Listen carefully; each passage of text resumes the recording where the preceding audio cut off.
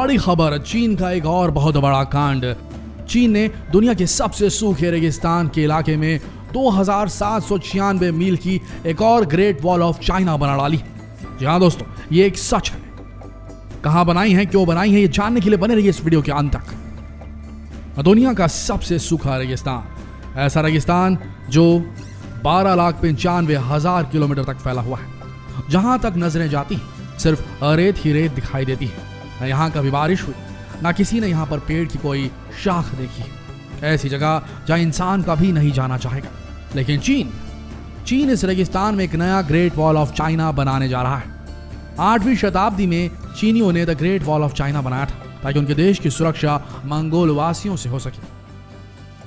लेकिन सोचने वाली बात यह है कि चीन अपनी ये नई दीवार आखिर किससे बचने के लिए बना रहा है। कौन सा ऐसा देश है जिसकी वजह से चीन ने इतनी लंबी दीवार बनाने का काम शुरू कर दिया है। तो आइए इस वीडियो में जानते हैं कि चीन की ये नई दीवार कहीं चीन की विस्तारवादी नीतियों की एक और नई साजिश तो नहीं। Gobi desert. पूरी दुनिया में अगर कहीं पर सबसे सूखा और सबसे बड़ा रेगिस्तान है तो वो है चीन का गोबी डेजर्ट, जो चीन के 27% इलाके तक फैला हुआ है। लेकिन चीन का ये रेगिस्तान चीन वासियों के लिए सबसे बड़ी चिंता का विषय है, क्योंकि यह रेगिस्तान धीरे धीरे चीन की हरी भरी जमीन को निगलते जा रहा है। क्लाइमेट चेंज की वजह से चीन रेगिस्तान बनते जा रहा है और बड़ा हो रहा है गोबी डेजर्ट। लगातार चीन की जमीन रेत के ढेर में बदलती जा रही है। 1950 में जहां हर साल 600 मील जगह रेत में तब्दील हो जाती थी, वहीं 2006 में इसकी रफ्तार 1000 मील तक पहुंच गई है। जी हाँ, हर साल 1000 मील की जमीन रेगिस्तान की रेत में तब्दील हो जा रही है। लेकिन इससे भी बड़ी मुसीबत चीन वासियों के लिए इस रेगिस्तान से उठने वाला तूफान है। हर साल इस रेतीली जमीन पर बड़े बड़े तूफान दस्तक देते हैं, जिसकी वजह से चीन के बड़े बड़े शहर भी रेत के सायों में कहीं छुप जाते हैं। पूरे शहर में हर तरफ रेत ही रेत नजर आती है। पूरा शहर मानो मरुस्थल में तब्दील हो जाता है। रेगिस्तान में उठने वाले तूफानों की वजह से हर साल चीनी सरकार को लाखों डॉलर्स का नुकसान उठाना पड़ता है। लेकिन अब चीन की खौफनाक तस्वीरें बदलती जा रही हैं। यहाँ पर अब चीन एक नई दीवार बनाने का काम कर रहा है।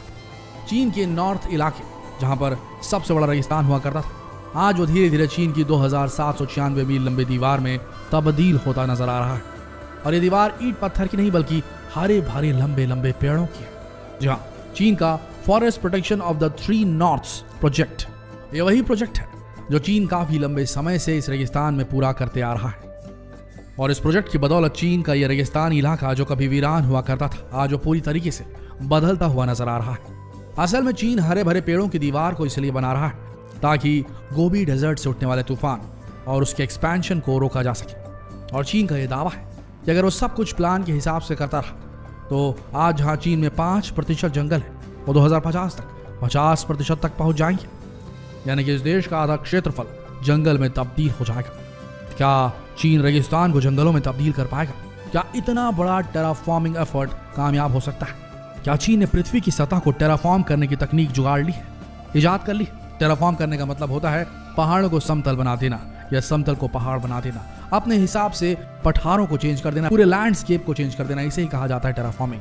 अगर रेगिस्तान को जंगल बनाने में कामयाब हो जाता है चीन, तो ये बहुत बड़ी उपलब्धि होगी दोस्तों उसकी।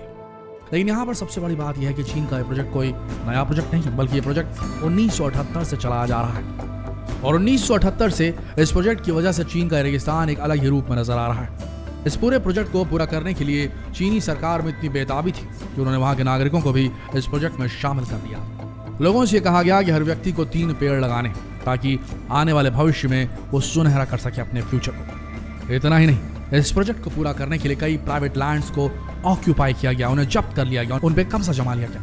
लाखों डॉलर्स पानी की तरह बहाए गए। कई तरह के अलग अलग मेथड्स अपनाए गए।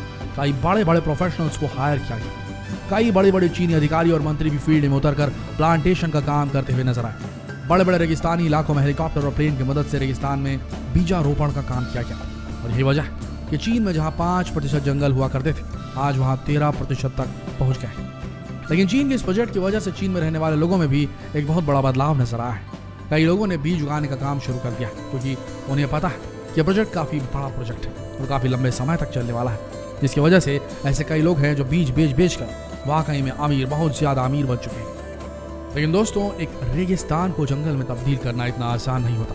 इसमें काफी ज्यादा टेक्नोलॉजी और मैन पावर का इस्तेमाल होता है। शुरुआत में इस प्रोजेक्ट की नींव डालते समय रेगिस्तान में सबसे पहले घास उगाई गई, जिसके साथ साथ वहां पर आसानी से मिलने वाले स्थानीय पेड़ों को लगाया गया। दूसरे चरण में झाड़ियां लगाई गई और इसके बाद ऐसे लंबे और घने पेड़ लगाए गए जो रेगिस्तान से उठने वाले तूफानों को भी बड़ी आसानी से रोक सके। इस प्रोजेक्ट को पूरा करने के लिए ऑनलाइन तकनीक का भी इस्तेमाल किया गया। जिस साइट पर प्लांटेशन होने वाला होता है, चीनी सरकार उस साइट का ब्यौरा देकर लोगों से ऑनलाइन डोनेशन कलेक्ट करने का भी काम करती है और लोग अपनी सहूलियत के हिसाब से उस साइट के लिए ऑनलाइन डोनेशन देते हैं और ये काम बड़ी तेजी से पूरा हो जाता है। सरकार और लोगों की मदद से आज चीन की इस रेगिस्तान की तस्वीर कुछ ऐसे बदलती हुई नजर आ रही है कि आपको एक कहीं से भी रेगिस्तान नजर नहीं आएगा। इस प्रोजेक्ट के तहत चीनी सरकार को लोगों का इतना सपोर्ट मिला कि पिछले 10 सालों के अंदर 13 मिलियन हेक्टेयर भूमि को जंगल में बदल दिया गया है। यानी कि एक ग्रीस जितने बड़े देश को पूरी तरीके से जंगल में तब्दील कर दिया गया है। लेकिन क्या वाकई में एक रेगिस्तान को जंगल की तस्वीर देने से चीन वासियों की मुसीबतें कम हो जाएंगी? देखा जाए तो वाकई में हुई है, जिसका असर आज साफ साफ देखा जा सकता है। जिस रेगिस्तान में कभी बारिश नहीं हुआ करती थी, आज वहां भरपूर वर्षा होती है और इस बारिश की वजह से वहां की जमीन ने पानी सोखना सीख लिया, जिसकी वजह से नई नई नदियों का उद्गम होना शुरू हो गया है। इसके साथ साथ चीन की सबसे बड़ी मुसीबत यानी कि वो रेतीले तूफान जो वहां के लोगों का जीवन अस्त व्यस्त कर देते थे, वो पूरी तरीके से समाप्त हो चुके हैं। इन बड़े बड़े पेड़ों की वजह से, इन जंगलों की वजह से ये रेतीले तूफान शहर में दाखिल नहीं हो पाते। लेकिन इससे भी हैरान करने वाली बात यह है कि जहां कभी सिर्फ रेत हुआ करती थी, आज वहां पर एक नेशनल पार्क भी है। जी हाँ, आपने कभी सोचा कि रेत में कभी नेशनल पार्क हो सकता है? लेकिन चीन वासियों ने इसे पूरा कर दिखाया है। चीन का साई हम्बा नेशनल फॉरेस्ट पार्क एक ऐसा नेशनल पार्क है जो रेगिस्तान में बना हुआ है और आज चीन का सबसे फेमस टूरिस्ट अट्रैक्शन बन चुका है। लेकिन इससे भी बढ़कर चीन वासियों ने एक और काम किया। जिस रेगिस्तान में कभी बारिश नहीं हुआ करती थी, जहां पर कभी पेड़ की एक हरी पत्ती नहीं दिखाई देती थी, आज वहां पर सब्जी भाजी भी उगाई जा रही है। आप बस किसी भी सब्जी का नाम लीजिए, वो सारी सब्जियां इस रेगिस्तान में आपको उगी हुई मिल जाएंगी। और ये कमाल है चीन की टेक्नोलॉजी का। अपनी एडवांस फार्मिंग टेक्नोलॉजी की बदौलत चीन इस मरुस्थल में भी हरी भरी सब्जियां उगाने का काम कर रहा है। इस रेगिस्तान में बड़े बड़े ग्रीन हाउस बनाए गए हैं, जिसकी बदौलत ये फार्मिंग कामयाब हो पाई है। दोस्तों, जिस तरीके का एफर्ट चीन दिखाता है अपने सामने खड़े हुई प्रॉब्लम्स को सॉल्व करने का, वैसा राजनीतिक दमखम, वैसी राजनीतिक स्पष्टता भारत के तंत्र में बिल्कुल दिखाई नहीं देती। आज भी भारत का तंत्र, सरकारी तंत्र बहुत ही ढीला, कमजोर और सुस्त नजर आता है। क्योंकि अगर आता तो कृषि प्रधान देश होने के नाते आज तक भारत के हर किसान को एडवांस खेती सिखा देनी चाहिए थी। उसके पास एडवांस खेती करने के हर इक्विपमेंट मौजूद होने थे। लेकिन आज भी भारत के किसान को सिर्फ प्रोटेस्ट करना पड़ता है और कुछ नहीं। अभी भी भारत का किसान सरकार को अनाज बेचने के चक्कर में खड़ा रहता है और उसी के ऊपर पूरी तरीके से निर्भर रहता है। एडवांस टेक्नोलॉजी, फ्यूचर प्लानिंग, ये सब तो भूल जाइए। तो दोस्तों, आपका क्या कहना है? यहाँ पर चीन भारत से आगे है या नहीं? और भारत कैसे आगे बढ़ सकता है इस इंडस्ट्री में? चीन से बढ़ पाएगा भी या नहीं बढ़ पाएगा? और इस फील्ड में आगे बढ़ने के लिए सबसे बड़ा रोड़ा भारत के सामने क्या है? ये कमेंट सेक्शन में जरूर लिखें। अगर आपके कमेंट्स हमें अच्छे लगे तो हम इस टॉपिक को और दूसरे डिटेल वीडियो में कवर करेंगे।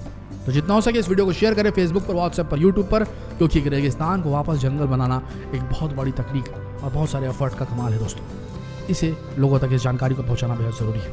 शेयर करें इस वीडियो को फेसबुक पर, व्हाट्सएप पर, यूट्यूब पर और ऐसी ही रोचक जानकारियों के लिए बने रहिए हमारे इस चैनल के साथ। मिलते हैं अगले वीडियो में, तब तक के लिए आप सबका इस वीडियो के अंत तक बने रहने के लिए दिल से धन्यवाद।